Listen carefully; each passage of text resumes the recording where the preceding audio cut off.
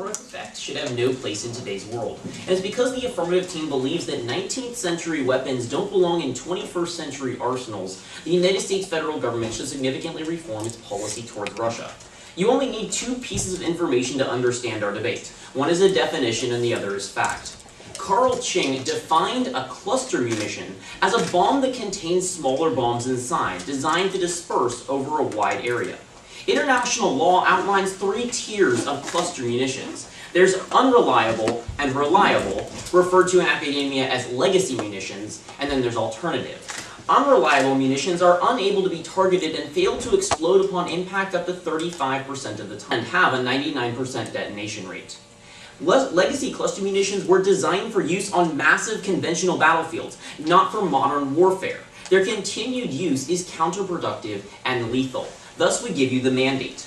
Joint ratification.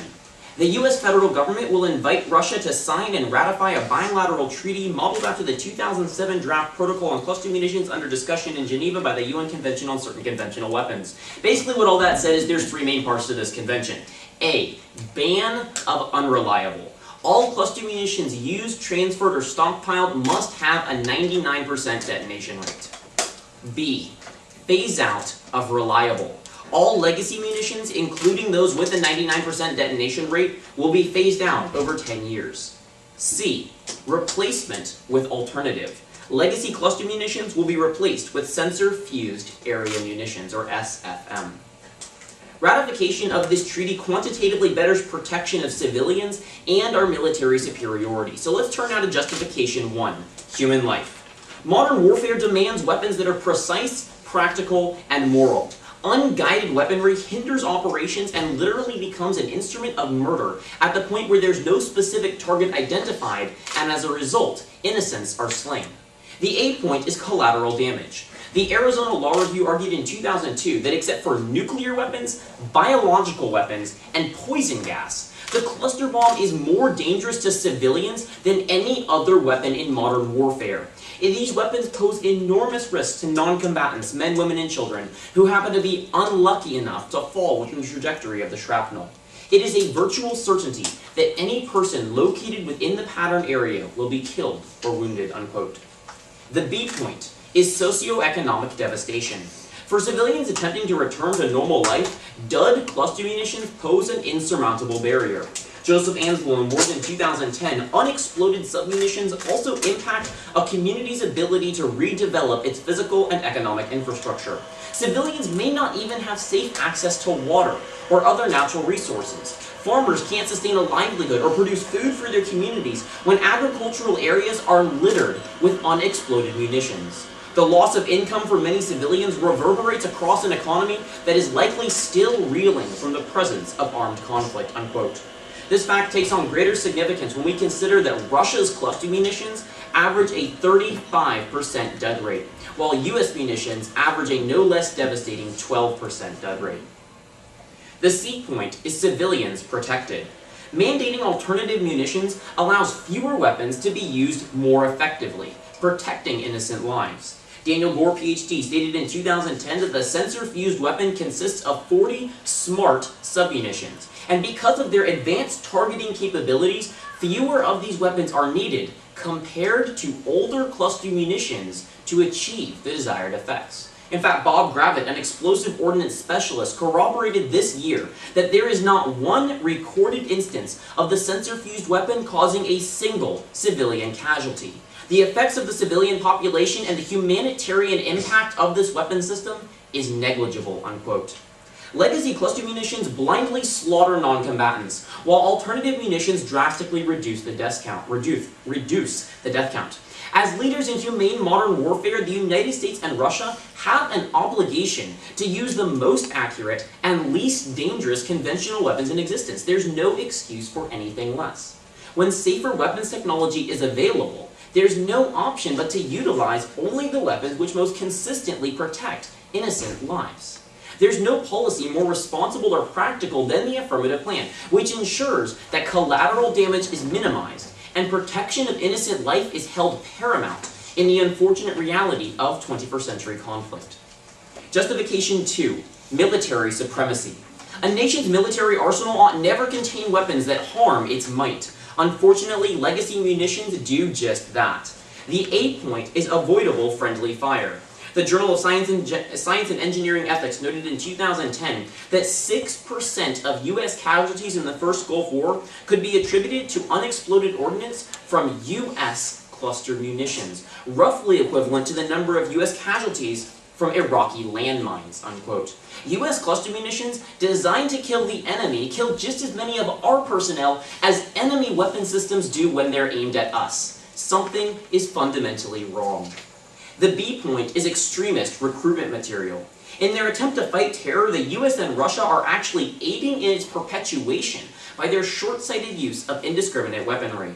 The Landmine and Cluster Munitions Monitor reported in October of 2010 that the US used at least one cruise missile with 166 submunitions to attack an alleged al-Qaeda training camp in Yemen on December 17, 2009. The attack killed 55 people. 41 of them were civilian, unquote. Commenting on the Yemeni incident, specialist Gregory Johnson of Princeton writes, "It is incredibly dangerous what the US is trying to do in Yemen at the moment because it really fits into al-Qaeda's strategy. They are able to make the argument that Yemen is a legitimate front for jihad, and they've been making that argument since 2007. But incidents like this are all sorts of fodder for that argument," unquote.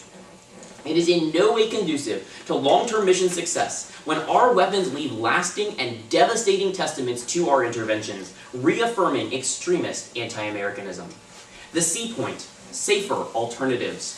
Use of precision-guided alternative weapons enables more effective targeting and deployment. In their 2004 report, Human Rights Watch noted, "The submunitions in the sensor-fused weapon are capable of independently sensing and attacking specific targets. Thus, these weapons are designed to address the problems associated with cluster munitions, the inaccuracy, and the large number of persistent duds.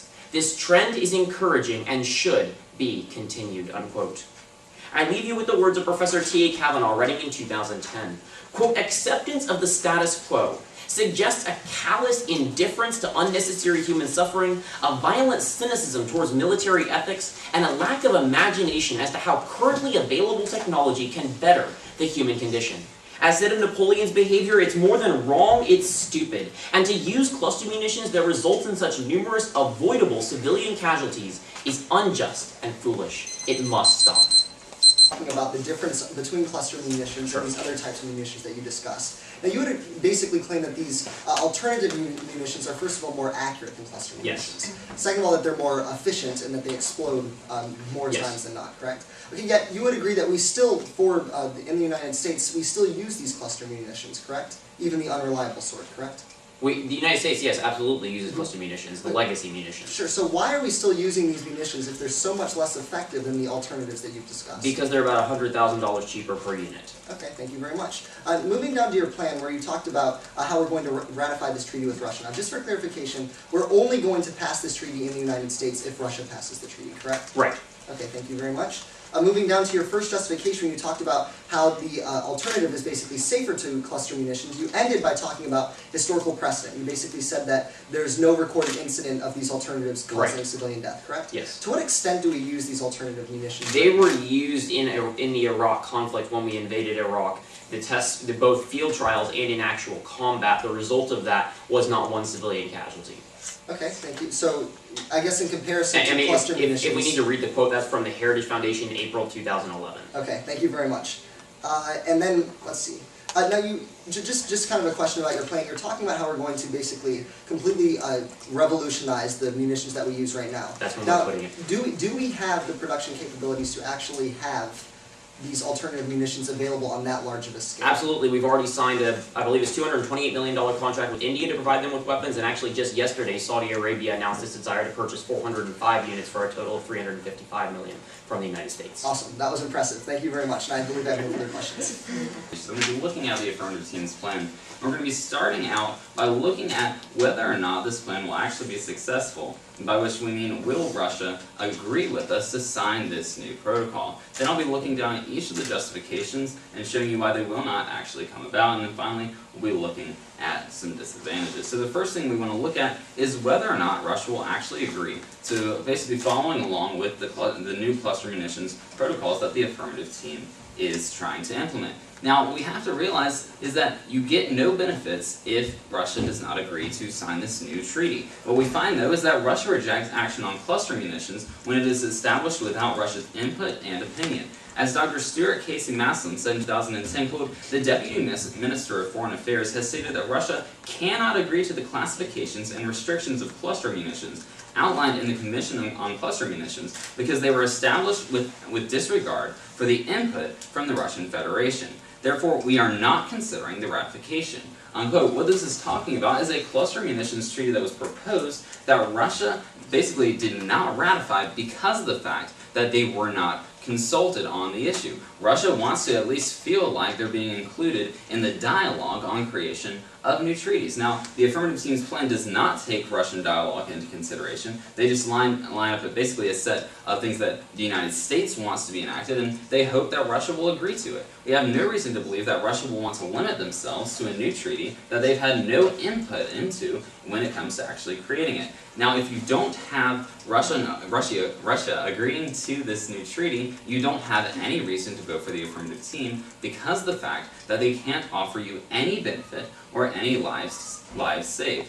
Now, the second thing that we want to do is look at each of the affirmative team's justifications. Now, the first of these was human life. Now, the first point under this was their A point, was that of collateral damage. Now, what we have to realize is that the United States is working to make sure that our cluster munitions are safe. Basically, that we don't have these unexploded clusters actually hurting people after after we've already used these weapons. As Richard Kidd said in 2008, quote, "No country has more to gain in establishing international norms to protect civilians during conflict than the United States. There's a demonstrated record of improvements being made to targeting, reliability, precision, and information sharing of cluster munitions used by the United States. The United States Department of Defense's current policy is that new types of munitions will have a 99% or better functioning rate in testing.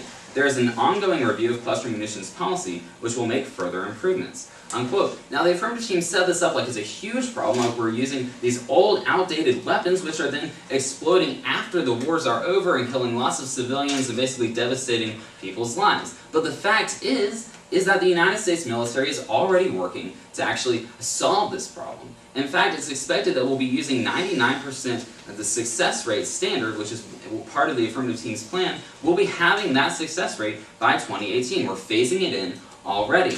As Captain Matthew Dunham said in 2010, quote, "The United States has taken significant steps to regulate its use of cluster munitions by eliminating the use of cluster munitions after the year 2018, if the weapon has a greater than 1% unexploded ordnance rate. Prior to 2018, any cluster munitions not meeting this standard must be specifically approved by the combatant commander. The policy also prohibited the sale or transfer of cluster munitions not meeting the 1% standard.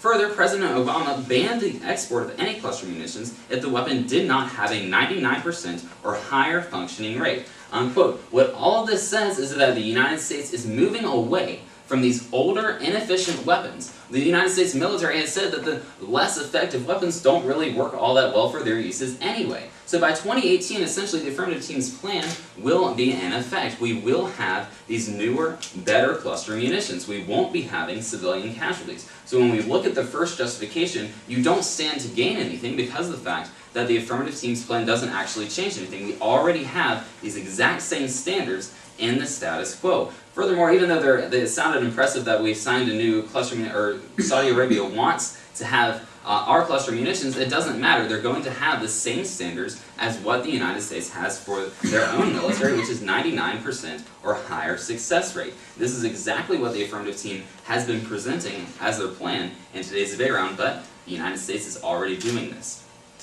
We also have to look at the actual casualty numbers. If we look over the past decade, we've actually seen the number of casualties decreasing. Since 2003, we've actually been decreasing the number of civilian deaths. As Richard Kidd said in 2008, "It is clear that cluster munitions do not represent a true global humanitarian crisis. The number of casualties from cluster munitions has been declining every year since 2003. unquote. Really what we see is that the technology is improving. There's no need to enact the affirmative teams plan because we're already making the progress that is necessary. We're making our military weapons better than what they were before. All of the reasons that they presented for change don't really stand because of the fact that we're already making that progress. There's no reason to vote affirmative because the affirmative teams plan is already coming about.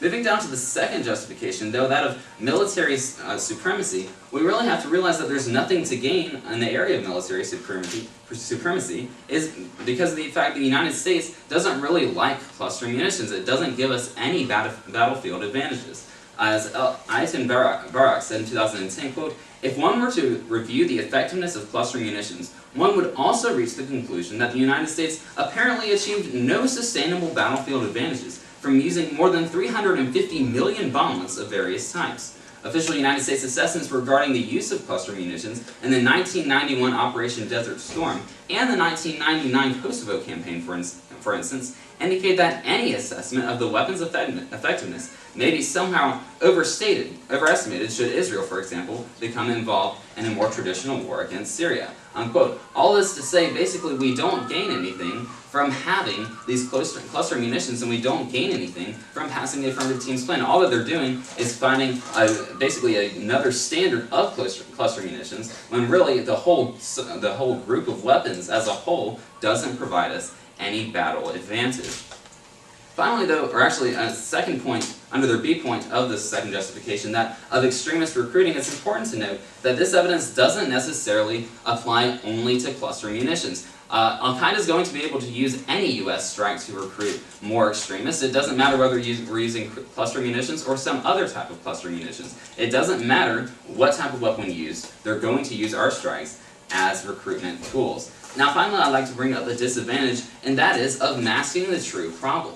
When we look at civilian casualties after a war, and that's really the problem that the affirmative team has been looking at, really basically weapons that have not been used during a war, we see that cluster munitions only account for about 10% of casualties. As Richard Kidd said in 2008, quote, "From our work around the world, it is clear that cluster munitions do not represent a true global humanitarian crisis. Using best available data, cluster munitions casualty figures are about 10% of the figure for landmine casualties and about 3% of the total explosive remnants of war casualties." Unquote. Essentially, we're not solving the real problem here. There's bigger, more important issues that should be solved first, and the affirmative team is distracting us from the real problem. Thank you very much.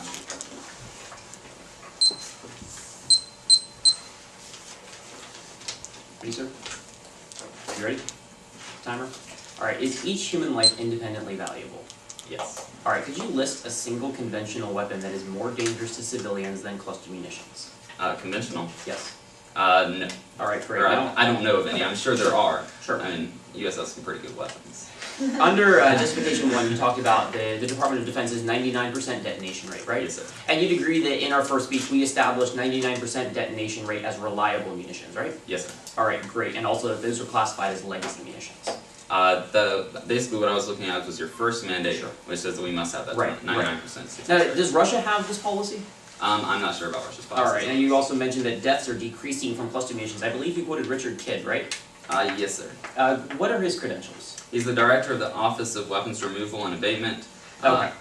So he's in charge of making sure that the U.S. weapons don't kill other people that they're not supposed to, right? Yes, sir. So he's probably not exactly inclined to say they're killing innocent civilians. No, he's just reporting the facts. Alright, let's move down to your next argument under our second justification. You said that cluster munitions give us no military advantages, and one of the instances your evidence specifically referenced was Iraq in 1991, right? Yes, sir. You'd also agree that that scenario in Iraq was what was referenced of the U.S. killing our own soldiers in Justification 2A.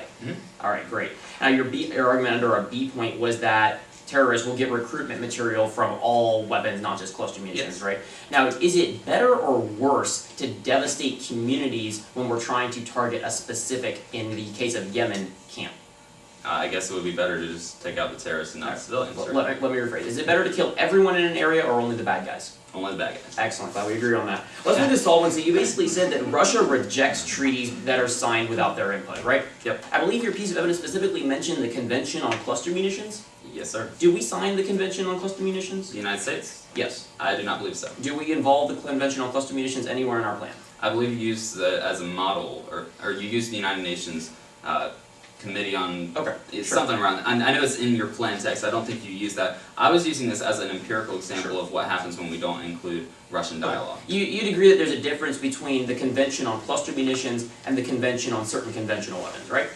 Yes, sir. I mean, I don't know the differences, but I'm assuming so. What is Russia's position on the latter convention of conventional weapons? I have no idea. Alright, thank you so much for your time. Thank you. Privacy under foreign policy, the United States and Russia are faced with a choice. We're the two largest users and exporters of cluster munitions. Essentially, together, we have the vast majority of the world's stockpile of this weapon. So when it comes to the future of cluster munitions, really our policy is going to direct what the rest of the world is going to do when it comes to this weapon. And we're faced with a choice. We have on one hand that right now the weapons we're using sometimes can't even be aimed and often aren't even reliable. They're killing our own military and they're killing many civilians as well. We could easily upgrade to sensor-fused weapons, which is what we presented through our plan, which we believe is a better alternative to what we're using right now. We see the negative team has really never contended the heart of our case here, which is that there is a better alternative that we and Russia should be using. They never contended in their last speech that sensor-fused weapons were bad in any way, shape, or form. So that's what I'm going to be really going back to as the main theme in this speech in today's debate rounds. That if there's a better alternative, we really should be upgrading to that superior alternative. Let's look at what they did argue though. Let's start off with the first solvency issue, that of compliance. Now here Cameron said that there's first of all, there's no benefits if Russia doesn't sign. We agree, Russia needs to sign this treaty in order for our plan to work. We'll concede that. He said secondly though, that Russia refuses to sign this treaty essentially because it feels its advice is going to be ignored. And I have a couple of responses. My first response is that his evidence was not talking about the treaty we were passing in our 1AC. His evidence was talking about the Convention on Cluster Munitions, which was proposed by the United Nations, but that's not what we're using in our plan. We're using a 2007 draft protocol of the Geneva negotiations, in 2007, we're under the Convention on Certain Conventional Weapons. That's what we're basing our plan text off of. It's a different treaty than what his evidence was talking about. My second response, though, is that when we're looking at this, we really need to have the evidence standard of quoting directly Russian sources from the Russian government. What does Russia say about the treaty that we're passing? And that's my third response, that Russia actually likes the treaty that we're passing and they would be willing to comply with it. This is from Human Rights Watch in 2009. Quote, the Russian Ministry of Foreign Affairs press release added that if the Geneva negotiation process results in agreements on cluster munitions, we will be prepared to undertake commitments that they would involve, end quote. What happened, Judge, is that those negotiations ended up falling through. The United States and some other countries weren't willing to carry those negotiations to an actual treaty. But what happened is that those negotiations resulted in certain commitments, and Russia said, we agree to those stipulations. That's what we use as the basis for our plan text. The Russian government has come out and said that they do support our plan. Though my fourth and final response here is that the United States action solves. Essentially, if we initiate a bilateral treaty with Russia, we will give them yet another incentive to cooperate with us, and together we can upgrade to using a better weapon. Let's look at some evidence here from Matthew Berger in 2010. Quote, by signing on, the United States could put pressure on other large-scale users of cluster bombs, which have also not signed on to the treaty, such as Russia and China. If there was a policy review that included the full range of U.S. interests at stake, they would see that there is no reason to hold on to the threat of these munitions that most of the rest of the world has banned, end quote. Essentially, if the United States, which is the world's largest user of this weapon, if we ban it, Russia really has no reason to hold on to these weapons when they can upgrade to a better weapon available. So to answer that question, undoubtedly our plan is going to work. Russia will comply. Let's move on to the justifications now. Justification 1, he said we're working to increase safety. He talked about how we're using better weapons right now. So I have a couple responses to this. My first response, though, is right now, the better weapons are not legally mandated. So essentially, there's no policy that says we have to use safe cluster munitions. My second response, though, is that he's talking about reliable munitions, not alternative munitions. If you go back to the 1AC, my partner outlined 3 types of cluster munitions. There's unreliable munitions. Those are the very, very bad kind. We thankfully have largely stopped using those. Then there's reliable munitions, which work 99% of the time, but you can't aim them. And then there's alternative weapons, which work 99% of the time and can also be aimed. So right now we're using reliable. We have a mandate essentially to use reliable munitions. But there's no plan saying that we're going to upgrade to alternative sensor-fused weapons. And that's what our plan does. That's what is needed. We need to be using weapons that can be aimed. Let's move on to his next point. He said that casualties are decreasing. I have two main responses to this. First of all, the fact remains that this is an atrocious weapon of warfare. His evidence wasn't really specifically talking about U.S. use of cluster munitions in various different places, but if we look at some evidence specifically here, we're going to see that we are in fact using these weapons and it's causing significant problems. Carl Ching said in 2007 that, quote, during the Vietnam War, the United States used cluster bombs extensively and airstrikes within Laos. As a result, between 9 and 27 million unexploded bomblets still litter Laos from the U.S. bombing campaigns. These bomblets continue to kill and injure civilians. And so what happens is, when we use these cluster munitions that don't have a very good reliability rate or that cannot be aimed, we are killing a tremendous number of civilians. This incites hatred from other countries against the United States, reference you back to justification 2, and it's simply wrong to be killing civilians. We can upgrade to a better weapon. Let's move on to justification 2 now, talking about military supremacy. Now, his first response, he said that this was a non-unique argument because cluster munitions aren't really important to the military either way.